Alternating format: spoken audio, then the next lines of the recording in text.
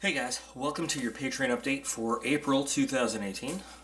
It is the middle of the night again, which is when I like to do these things because the house is quiet. As promised, I'm wearing my second Protects the First hat that I know not everybody's watched the latest Shit Hits the Fan unboxing video, excuse me.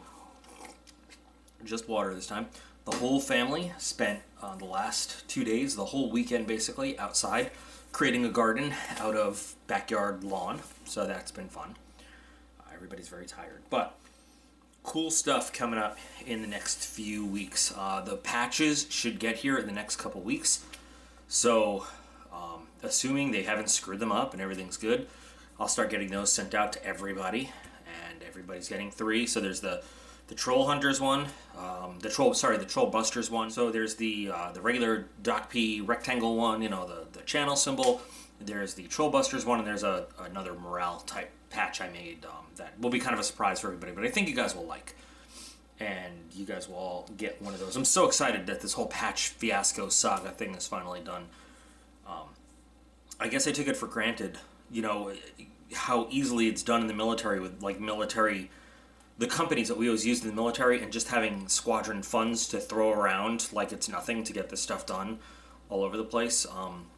It's a different story when you're, you know, an individual trying to find a decent company to do it and not have to order like 1,000 minimum patches and stuff like that. But anyway, so we've got that going on. Recently, I got to go to my brother's house. Now, my older brother owns a house here in Pennsylvania in the Poconos, and my dad had something that was left at his house up there, up in the woods in the mountains. He grandfathered me a really cool item, and we are going to see it on the channel as I take it to the shop and Darren and I do some work on it. And let me show it to you because I think you guys are going to enjoy this. It's got a 24-inch heavy barrel. It is actually a 5.56 millimeter. So 223.223 is not exactly 5.56 millimeter. It is very close, but not exactly the same. It needs a little bit of work. It needs a scope with mounts. It is not a pew-pew. It is a actual marksman kind of rifle that has, you can see it's already got a little bit of camouflage work on it. It's by DPMS. The one that I usually show, when I do show it, is by Bushmaster. Very interesting flash hider there, but this is absolutely an accurized, floating barrel in there.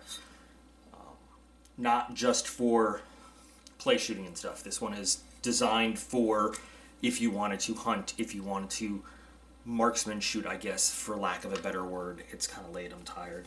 You know, it's got this kind of very, not the standard adjusted stock, but the sharpshooter's adjustable stock. Everything about it is designed very specifically for target shooting. You know what? I guess putting my nose up to the charging handle, the way they taught us to shoot military-wise, doesn't even apply to this because it's all about proper eye relief for your scope when I pick a scope and mount it on and all that stuff. But this guy will be the subject of some work on the channel, assuming it doesn't get me kicked off the channel to show it. I mean, kicked off of YouTube. It's a lot heavier than your standard AR-15. It really is.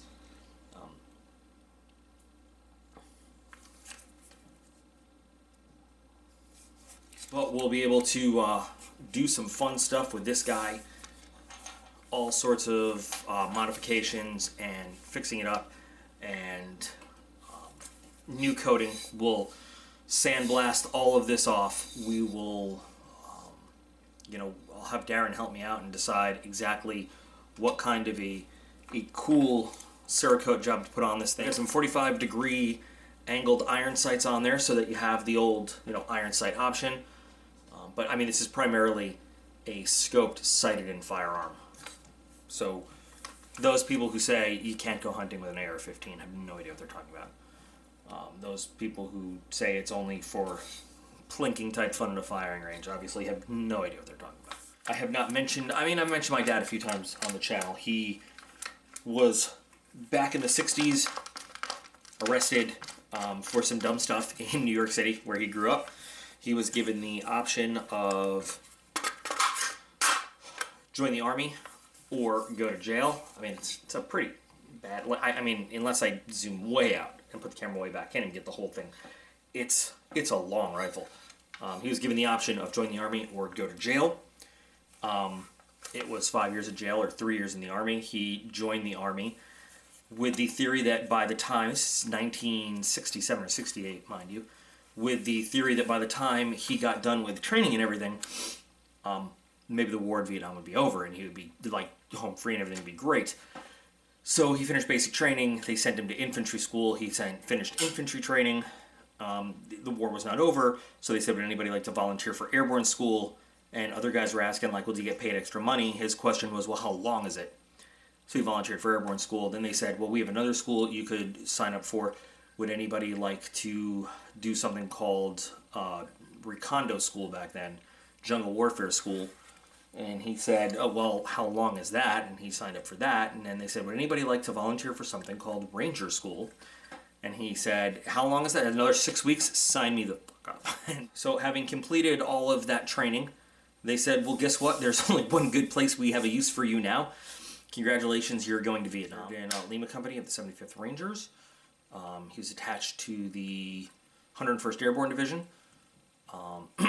Fought in something called the Battle of Camp Ripcord, which really is not very well known, but bloody fight. He did long-range reconnaissance patrols. I need to fix that light. Did his year in the jungle, having not very nice experiences. Basically, you know, and then at the end of that, they said, hey, we're probably, you know, normally everybody does, you know, 1 year and that's good, but you know, we have no other use for you, so we're going to keep you around in the jungle because, you know, you volunteer for all this stuff. Unless you'd like to volunteer for this thing called Special Forces, which will put you in training for another year to 2 years, depending. And he's like, shoot, sign me up. And he did that, and by the time he was all done, they said, well, now there's only one place where you have a use for you. And he said, great, back to Vietnam. And they said, no. And he got all excited, and they said, Laos. So he spent another 2 or 3 years deployed until he came home. But, you know, as a result of it, he learned a lot of stuff. He was a medical dude. He was a sniper dude. He did a lot of that stuff. And the Army ended up paying for him. He started enlisted-wise, got his degree, became an officer, ended up retiring as a colonel, doing various things with defense intelligence. So, cool deal. He's like my personal superhero type guy. And now he's just a crazy old man. But great stories, great stories. So, this was awesome from him, so we can do awesome things with it. I can't wait. Okay, on to some other stuff. One of you out there, and you know what, I didn't get permission to name drop, so I'm not going to, but sent me a couple of cool knives to look at, and we've got an Ontario Rat 2, which is cool because I have a Rat 1. I've never seen the Rat 2, which is basically a smaller Rat 1, but for those folks looking for, I love, you know, these things are cheap price-wise, but engineered so perfectly, and I guess this is a Rat 2 and D2. I've only ever seen the Rat 1 and OS 8. Those are the only ones I've ever had. But just a exact same thing as the Rat 1, but a smaller, more EDC-friendly size, but engineered just as perfectly as the original. And then a Kaiser, and the model I would have to look up. I don't, it's on this box. Really, really nice. Again, small EDC blade.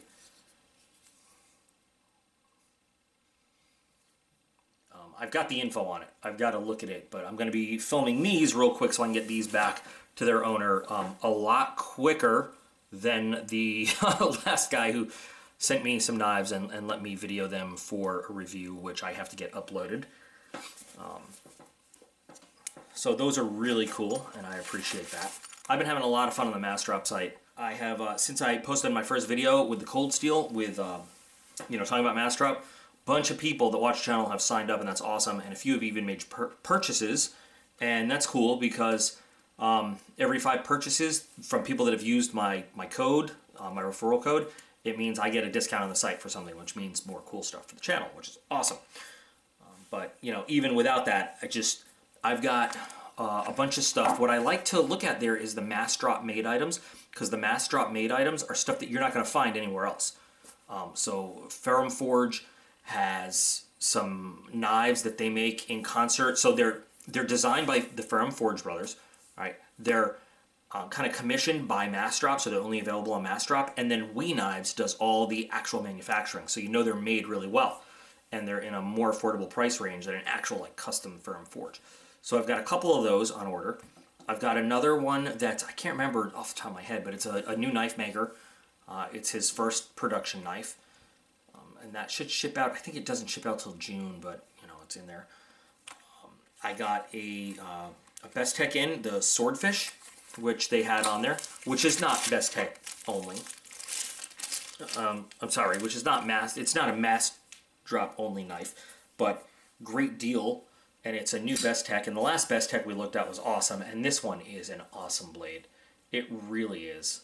D2 steel, really nice G10 handles, and you know, we'll look at this. I mean, there's a whole review video, but this Swordfish is a great blade. Maybe a little bit big for EDC for most folks, but I'm really digging it. I really like it.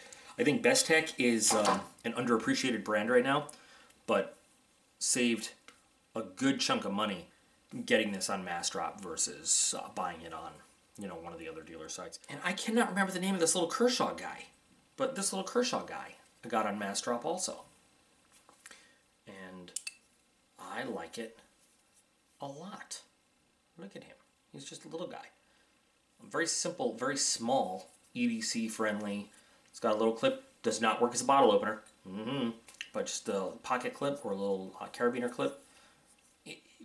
Kind of a difficult lock to, you know, take a look. You got to get all the way in there to disengage that. So not the best, easiest lock. So it's kind of a two-handed knife all the time, but it is a nice little knife. Still on the topic of knives, before I move on from that, still putting together a big sharpening video. I just, honestly, it's a lot to get done, and I haven't had a lot of time to do it lately. And it's going to be a fairly long video, so I don't want to half-ass it. I just don't. But I've got some Japanese whetstones. I've got some regular Arkansas I'm sorry, I should say Japanese water stones is the proper term to use. Some Arkansas whetstones, some diamond stones, to really talk about the difference and really show how you use stones on a table versus little handheld stones, and some quickie options and stuff like that, and some good blades to demonstrate with. Related to the off-grid knives video that I just did. So after that, I got an email from the gentleman who owns Off-Grid Knives. He was very detailed in his, he said, hey, thanks. He appreciated the review. You know, said, I liked what you did. Been following your channel for a while. Also corrected me that Off-Grid Knives have nothing to do with Off-Grid Tools. They're two separate companies. I didn't realize that. Now I know that. We talked back and forth a little bit about the locks breaking, but you know, we both agreed that like I had to beat those knives to get the locks to break. Through regular standard use, those locks, you know, don't. Probably would not have folded up the way they did, but I really had to go at them, you know, whack, whack, whack to get them to break. But he said still, that's something to look at. You know, nobody has really proven that that's a thing that could happen with his knives before. He's very interested in my input on some things, and would I mind also taking a look at 3 of his other knives, one of which is one of his best sellers, and some other ones that aren't, you know, high best sellers, and maybe I have some input for him, which is really cool. So I've got 3 knives from Off-Grid. Oh, we also talked about his trouble selling Damascus with, I guess, I didn't realize this, there's a lot of people who look at Damascus that is affordably priced and just assume it's fake, because I guess I can understand that. A lot of people don't know that in the modern day and age, you can produce what is legitimate Damascus. It's not the same high quality as, you know, a professional, you know, knife, a blacksmith that forges, you know, and actually like takes layers of metal, puts them in, but it can be done with machinery, where they, you know, laminate steel plates together and do it. It's actual, by definition, it is Damascus steel. It is probably not the same with as many layers and as good, but the Off-Grid knife that we looked at with Damascus, it is actually Damascus. It is not an etched pattern. It is not a printed pattern. It's not fake. It is really layers of steel. It's carbon and nickel steel. It's only 71 layers, whereas, you know, if you were to get like a true handmade Damascus knife, you're looking at hundreds of layers of steel because of how much they fold it.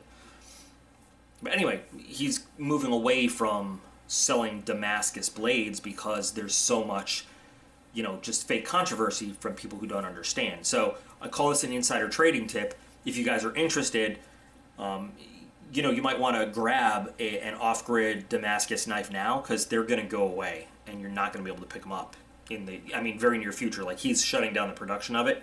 What's out there is going to be sold, and they're not going to make any more of them. So I'm not saying it's going to be like a hot collector's item, but for the way I like to do my collection, if I knew something's going out of production, I like to pick it up. So you guys might. I'm not going to put this out on the rest of the channel. I'm just telling you guys, if you're into getting something that other people are not going to be able to get, it is a decent Damascus. It's not really fancy, like I said. It's not, I'm sure not hand forged at all. It's probably mass made, but it's going to be something that you're not going to be able to pick up anymore, in the very near future. So something to think about, guys, if you're into the collecting thing. Another company that got in touch with me that wanted to know if I'd be interested in looking at some items was, and don't laugh at the name, Banggood. A representative from Banggood contacted me, and I guess their website kind of reminds me, not so much Wish, kind of, I can't remember right now. I'm going to have to look it up. I'll put it in text. I've looked at items from them before. They sent me a couple things to look at. They sent me a little small bug out bag. Nice little pack. And it's decent. It's not great. It's not. But for the money, it's a decent pack. They also sent a knife. This one knife, lockback knife. Again, it's okay. It's not great. It is real wood scales, though, which is nice. Good luck figuring out what the actual steel is. It's probably a 440 something, 420, I don't know. But it's an inexpensive knife, and it's for those of you who want a nice looking knife, it's a nice looking knife. I haven't done any of the testing or anything. I just they sent everything in one big package, and I looked at it. What else did they send? A small little knife. I'm talking a little knife. But it is small, and it doesn't lock, though. So when we talk about something for our Commonwealth brothers and sisters, this is a good one. It's basically a slip joint, small blade size, so just about everything that would be good for them to carry, except it doesn't come with a clip, so you could put a lanyard on it. I could see a little bit of, I could like this one better than the bigger one. And then I don't have all the pieces that go with it, but this is, like you've seen the key bars. So this is basically a key bar, and then, it raises up, but it also comes with, on the key bar, and this is titanium. I put magnets on it, so I know it's not magnetic. That doesn't mean it's not aluminum. But it says titanium, it's advertised as titanium. It's fairly lightweight, I don't know. But then you've got this nice little blade on it with a little hook and a screwdriver on the end of it. And then this one section here raises to be at least this thick, so you can put all your keys and everything on it that way. And it comes with a little bag that has little washers that you could put in between all the different keys and all the different stuff you're putting in there and everything. And different set of screws and stuff to use. So if you want to take these posts out and you just want to use it just like this, you can. So I thought this was an interesting little idea, little item.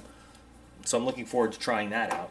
So they have said that once I do these reviews and put this stuff up, they'll be looking to do more. However, I'm assuming that is only if I give a good review to everything. And to tell you the truth, the bag, I'm not that impressed with. It's okay. It's like I said, it's good. It's not great. I would use it as an emergency bag. The zippers are actually pretty good quality, but the rest of it, I just don't know yet. I just don't know. I could change my mind between now and when I do it. I know that this knife's not going to get a great review. It's going to get an okay review. The other ones, we'll see where the chips fall on it. They've got some really cool looking items on their website. And you can check it out. It's Banggood. Just Google search Banggood is one word. We're almost done with the new products, and we'll talk about kind of some old business with some old companies that maybe have scammed a little bit. And I think you know where I'm going with that. The cool flashlight dudes at Sofern have sent 3 more for testing. If you remember, Sofern sent the small-sized flashlights, and I was actually pretty impressed with the quality of the Sofern lights. Well, they have upped the game with these ones they've sent. These ones are USB rechargeable, but they also come with battery charge. Some of them come with batteries and some of them don't. I don't know how they decide which ones they're going to send with batteries and which ones they're not. This one has battery. It just has that little protective sleeve in it, but standard size battery. And honestly, I don't know all the deets on all these flashlights yet. Yeah, so this just has a 3-mode flashlight, but it's a nice, big, well-gripping, bulky flashlight, which is kind of cool for this. And you know what, for the life of me, oh, I guess the USB goes to the battery charger. I'm sorry. It's not a USB rechargeable the way that the lighting Everlights were that we looked at, where you can just plug the light into the wall. These ones that they sent, these other two, are a little bit smaller, but I really like the size, weight, and shape of them. I think that they're going to do really well for us on the channel, and these are the kind of size that I really like for EDC type work. These are the ones that I would want to carry around. Again, I got to get into the modes. I don't know exactly what they do, but I love that they have the mode switch separate from the on-off switch. Now this reminds me a little bit of the Striker MX1 that I have from Olight. And this is, I think, a pretty good light. Can't judge too much right off the bat, but I like it so far from what it's showing me. My question to you guys would be, is there anything else you would have me do in addition to my regular flashlight test stuff? Is there anything else you'd like to see, or any other way you do it? Anything else that you want in a flashlight test? I like to do them, I think I do them in a relatively simple way that just kind of shows the basic use of a light and what it's capable of. If you guys think I do too much, if you guys think I don't do enough, let me know. And then the last one from Sofern, let's see what we got here. I legitimately did forget.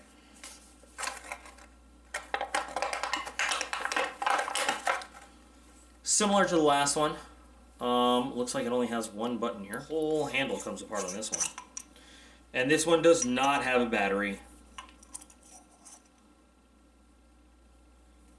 So it looks like we've got options for batteries too on this one. I've got to look it up and see all that it actually does. Oh, it's squeaky. It's squeaky. It's hot. Anyway, we'll be cranking these tests out. Now, Sofern prefers that I do a separate video for each light that they send. They don't like when I combine videos for stuff. You know what? That's fine. They're going to send me the samples for things. So that's kind of, it's a good rundown of a lot of the stuff that I have coming up soon. I don't know exactly how soon. And then there's other stuff that is going to show up in the meantime that I'm going to order, that we're going to get. I also have a 5 set of Ultrafire, really slim little EDC lights. And those are going to be given away. So we're going to review some. I'm going to give away some. I'm going to hold on to some. But so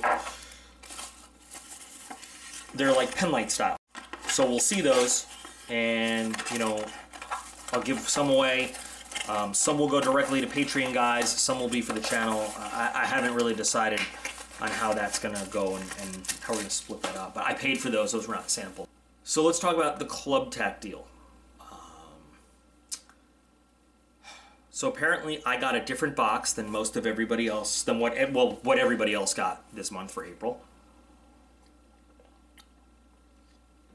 I don't know if that was intentional. I feel like I legitimately liked what came in that box. I thought it was not great. I thought it was good. I thought on a scale of 1 to 10, it was somewhere around a 4. I would rate good as like, I don't know, 4, 5, 6 is good. Obviously, super thrilled is a 10. Somewhere between like 7 7, 8 is like really good. 9 is like great, and 10 is just totally thrilled. 1, 2, 3 is like, well, 1 is like total crap. 2, 3 is like meh. So overall, I thought the box was good. It was good. It wasn't great. It wasn't awesome at all, but it was good. Not as good as the one in March at all. One of you guys, Patreon-wise, showed me your packing list for the actual box, and it seemed pretty good. Seemed better what was supposed to come in that box than what I got. So I put in a message to the actual GM, the guy who called me and said, would you please consider just, reactivating and reviewing some of the other stuff. Hopefully I hear back from him this week. If I don't, well, here's where it stands right now. I'm going to look at the May box. I'm going to put my 3-box rule in effect, whereas I'm already giving them, I'm going to count it as 2 strikes. If the May box doesn't blow my mind, I'm going to cancel them. Like, I am just going to cancel them. And probably do a follow-up video unmonetized with the, all right, guys, I feel bad for talking anybody who I talked into signing up for it, for giving out this promo code. The promo code doesn't give me anything, by the way. All it does is save people money if they want to sign up. But I still feel bad. I feel like I was used and my channel was used for them to suck some money out of people. If I don't hear from, and I've heard from some other people, they get back to me like, hey, I saw your video, I used the promo code, and I've had these problems. And sometimes, I understand there's going to be problems. People will come to me before they actually call ClubTac, like somebody was missing an item out of the box. And I said, well, call their customer service, say I'm missing an item. And, usually I hear from the person that they called customer service and they're like, okay, well, they're going to send me that item now with the next box. And okay, so no problem. And that's, I don't consider that to be a big thing. One person told me that they're trying to charge them $25 a month for shipping. And I'm like, that sounds crazy. $25 a month for shipping for a box is just like, really? Like, I don't know, that's nuts. I don't know, but then again, I got to take everything with a grain of salt, because is it true? I don't know. I mean, I don't know. When somebody follows up with me and says, like, they had a problem, something was missing, and it says, okay, I talked to customer service, and they're going to put it in the next box for me, or they're going to send it out separately, and there's no reason to doubt that. It's probably a true story, but so yeah, ClubTac is kind of, I'm feeling really raw about it. I'm not going to put it out in a separate video right now, though. I'm going to share it with you guys because I like to give you guys the advanced kind of picture of what's going on with the channel. But I'm feeling pretty, they better put up or shut up. And I will put out another video, though, if I have to cancel the whole thing and say, F these guys and F their stupid box. And here's what happened, So, BattleBox, and I've been discussing this with a few people, BattleBox seems to be slipping big time. It's to the point now where they forget to, I don't know what they're doing, if they're cutting their staff, what they're doing to cut corners. We've seen a couple things they're doing to cut corners with the boxes, and some of the items are crappy. Once again, they're supposed to automatically, rebill. They keep forgetting to rebill. If I don't call them up to be like, hey, you haven't billed me again for the next month, they forget. And then I'm worried that I won't even get a box. So they're supposed to automatically bill everybody on the 15th. It's like the 4th month in a row that they have not automatically billed me. And, I don't know if that's a staff problem, or they keep telling me, oh, it's fine, it won't happen again. So I'll have to get on the phone with them tomorrow and say, hey, bill me so I can get a box, stupids, and worry about that. Never Enough Tactical is meeting expectations. They're up and down. Barrel and Blade is, it's there. Thinking about adding the monthly knife club. Looking at doing the I can't remember what level it is, but the highest level of the name brand knife club that they have, and then maybe adding the Onyx, to see what that is as well. Just check it out. Although the Onyx is just a knife, whereas the name brand thing comes with knives, but also comes with other gear too. I like to see what the other gear is. I dropped survival boxes already. EDC box canceled me because they didn't like my reviews. Shit hits the fan box is always up and down. I've heard to stay away from a pocket box. Crate Club is garbage, from what I hear. I love to do the box unboxings just because it's fun. It's fun to not know what's going to be in that box till you open it. I really would love to add another box. I'm very weary about adding another box right now because I feel really ripped off by some of the stuff that's coming lately. Anyway, I guess that this is a little bit longer than I meant it to be, but I guess that will wrap it up for this month's update of where we're at, what we're doing. So again, if you guys have not checked out the Facebook page, it's a much easier way for me to communicate with everybody. So get on Facebook, look up DocP91B. I have an app on my phone that lets me do all that stuff. So Patreon, the messaging system, we've discovered that messages don't always go through, and it's like a known issue with their messaging system. But the Facebook messages, I can check that several times a day. I can get alerts to that on my phone now and everything. So if you guys want to get in touch with me, the best way to do it is through the Facebook page. And it's very reliable too. And I've been communicating with several of you through the Facebook page now. So, feel free to use that anytime you guys want to talk to me. Just message me through Facebook. You can always send me a message through Patreon too, though. If you do both, there's no reason not to. Just to make sure I get it. But, you guys get the priority in my talking schedule between regular channel viewers and you. Anyway, again, any suggestions you have, any requests you have, you guys always get pushed to the top of the pile. Just want to make sure that you guys are liking what's coming out and that especially catering to what you want to see, what you like what's going on. You are one of the most important parts of the channel and how it goes on. I really appreciate you guys. Talk to you again in another month for another update. See you on the channel, though. Take care.